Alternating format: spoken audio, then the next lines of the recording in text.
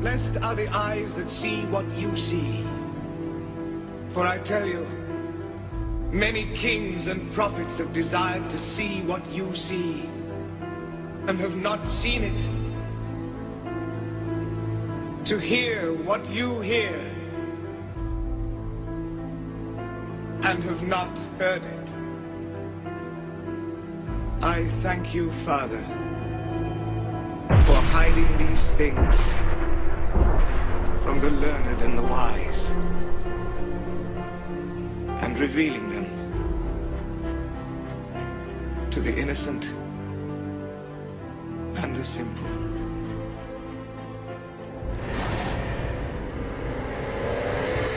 Well, the first day of summer today began with a blast of triple-digit heat in the Southwest. The hills are on fire this evening in Los Angeles County. Firefighters are attacking flames from the air and on the ground.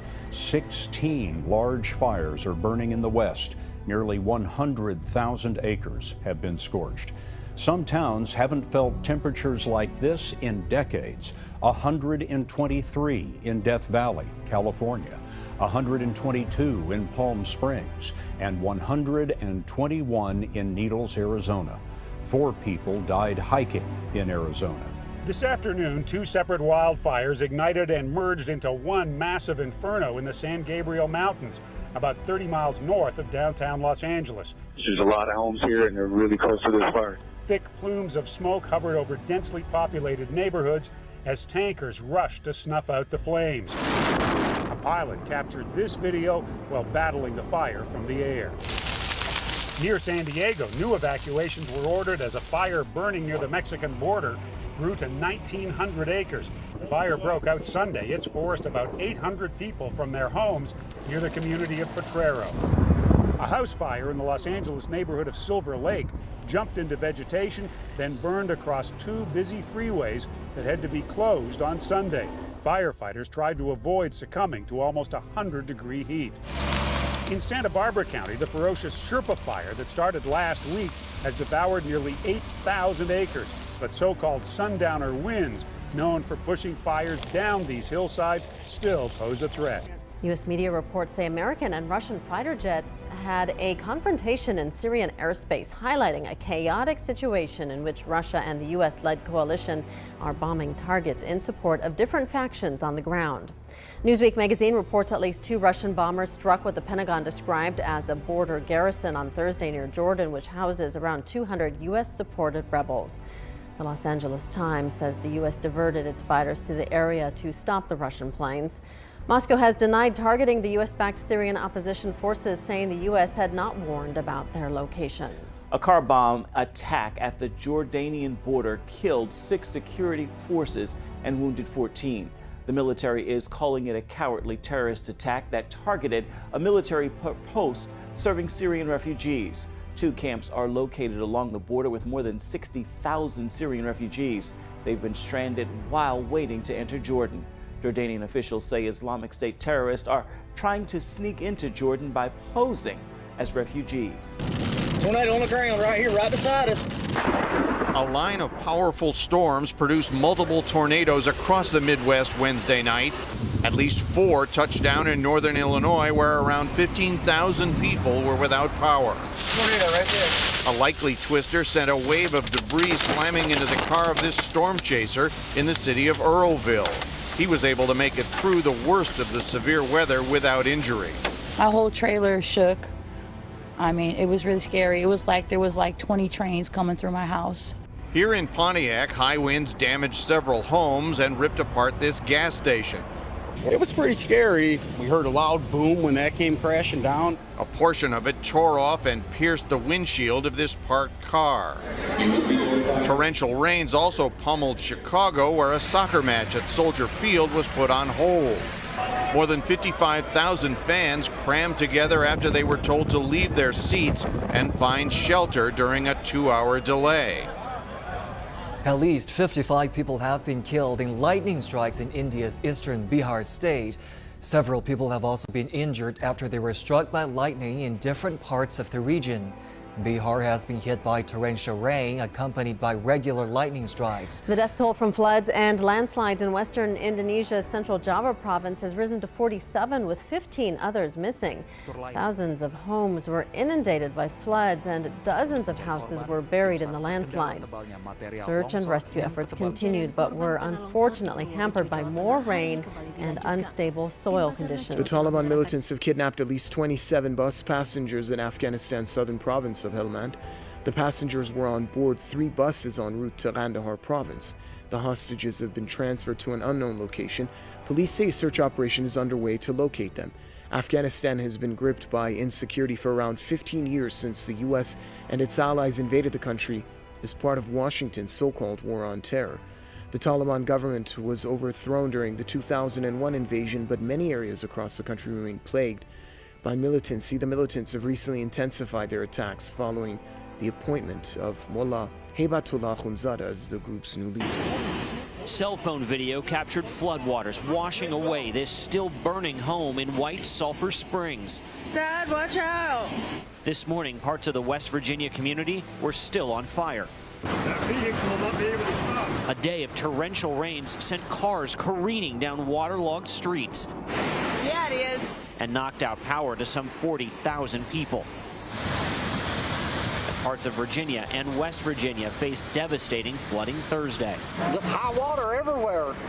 People can't get out. They can't get in. The storms knocked out power to tens of thousands.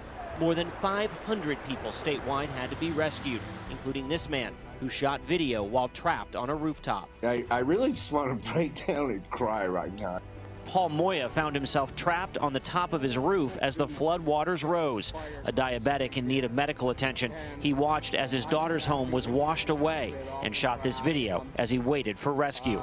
We spoke to him from his hospital bed. All I can see were the homes burning and then the electrical poles burning. I think I could say that now. I was scared. I could say that now. I was scared. At least 100 homes have been seriously damaged or destroyed across West Virginia. This one sits in the street next to overturned cars. Others are just gone, as are the 3 people who are inside. City police and medics are going door to door checking for survivors. And it's sad to look around and see all this. I don't, did all that rain cause all this? I don't understand. Part of Vicky Witt's home was ripped away after the neighbor's house hit it. She, her grandchildren, and neighbors had to be rescued from the 2nd floor, but the family dog was left behind. They found him today. We got out, so that's all that matters. Authorities in Yancheng City in East China's Jiangsu province say 98 people have now been confirmed dead as a result of Thursday's tornado and hailstorms. Another 846 were injured by the severe weather. Among them, 10 remain in a critical condition, while 152 have severe injuries. Emergency responders are now in the region. The State Council has sent a working team to guide the recovery operation.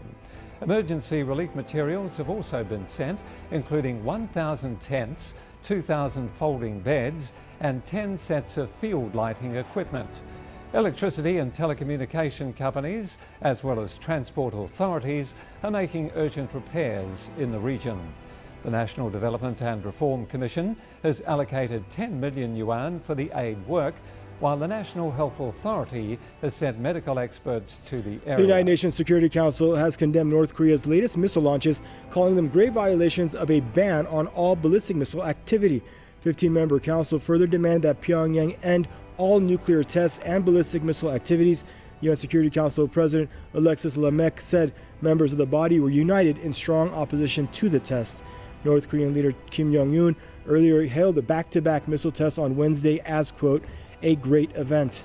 Pyongyang has tested 10 ballistic missiles since March in the face of what it calls Western threats. The UN has slapped punitive measures on Pyongyang as a result. It is nothing less than a political earthquake, separating Britain from the European Union and sending EU leaders into panic mode. Good morning, everybody. The sun has risen on an independent United Kingdom. Britain's Prime Minister David Cameron, who staked his political future on remaining in the European Union, resigned first thing this morning. Germany has announced it will host an emergency meeting of the original 6 founding European Union nations. World stock markets were hit hard at first while gold shot higher. The British pound plunged to its lowest level in 31 years. We're much more certain about what lies ahead for the European Union. Crisis. The EU's failing, the EU's dying. I hope we've knocked the first brick out of the wall. I hope this is the first step towards a Europe of sovereign nation states. Polls show the Dutch would also like to leave, and Denmark. Still more nations may now find the courage to try. And because Scotland voted to remain in the European Union, it could hold another referendum to leave the United Kingdom. And the world economy, for the short term at least, could be battered by uncertainty. Clearly the markets will be in a bit of turmoil, and I would suspect that the Bank of England is going to have to intervene very significantly to calm the markets down. Some think Prime Minister Cameron could be replaced by former London Mayor Boris Johnson, who campaigned to leave and compared the goals of the European Union to Adolf Hitler's dreams of a European superstate. Britain will now negotiate a separation from the European Union that could take years. But talk of a European Union death spiral has already begun. Now, Daesh terrorists have abducted around 900 Kurdish civilians amid an ongoing campaign of terror by the Takfiri group across northern Syria. And reports emerged on Friday that Daesh killed at least 26 of the abductees for refusing to follow their orders. The rest have been subject to hard labor, such as digging trenches and building fortifications. The abductions over the past 3 weeks come amid fierce fighting for the control of Manbij as a key Daesh stronghold in northern Syria. On Friday, the mainly Kurdish Syrian Democratic Forces battled their way inside Manbij after encircling the stronghold. Town lies along a key supply line between the Turkish and Syrian border and would prove a significant setback to ISIL should it fall. Elsewhere, Yemeni authorities say at least 8 civilians have been killed in the latest Saudi air raids in Lahij and Taiz provinces. According to security officials, Saudi warplanes pounded a residential area located between the 2 provinces early Tuesday. 9 other civilians were injured. The fresh airstrikes come despite the ongoing talks in Kuwait between representatives of the Saudi-backed former regime and a delegation of Yemen's Ansar Allah movement. Saudi Arabia launched a war against Yemen over a year ago. More than 9,400 people have so far lost their lives in the onslaught.